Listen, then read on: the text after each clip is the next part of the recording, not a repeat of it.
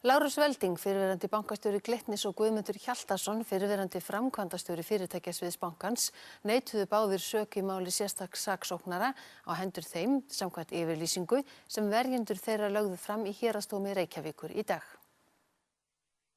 Hvorki Lárus né Guðmundur voru viðstaddir þingfestingu málsins í dag, en þeir eru báðir staddir erlendis. Þeir eru sakaðir að hafa stefnt gamla Glitni í stórfellda hættu með vafasömum lánveitingum upp á 10 milljarða króna örfáum mánuðum fyrir hrun. Þetta er fyrsta málið sem stjórnendur stóru viðskiptabankana eru ákærðir fyrir og réttaðir yfir eftir hrun. Lánsfjárhæðin var ráðstafað inn á evrureikning fjárfestingafélagsins Milestone sem þá þurfti að greiða lán dótturfélagsins Þáttar hjá Morgan Stanley. Í ákærunni segir að sé að ræða umboðssvik. Þeir Lárus og Guðmundur hafi setið í áhættunefnd bankans og veitt lánið án nokkurra trygginga eða ábyrgða. Þeir hafi samþykkt lánveitinguna utan funda áhættunefndar og ritað undir lánasamninginn fyrir hönd Glitnis.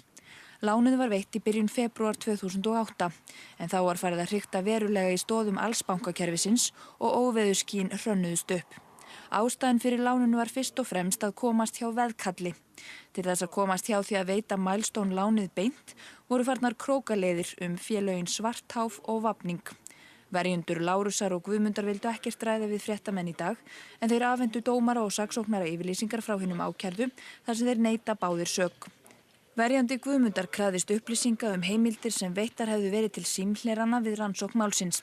Saksóknara sagði enga síma hafa verið hleraða meðan á rannsókninni stóð. Saksóknari neitaði ekki viðtali en var fámáll atriði málsins. Ég get ekki lagt neitt mat á það. Þið eru bara að saka það. Það er bara þannig. Þetta mál fyrir réttinu núna og búið að þingfesta það eins og þið vitið og nú bara verðum við að sjá hvað næstu skrefin verði því. Það kemur bara.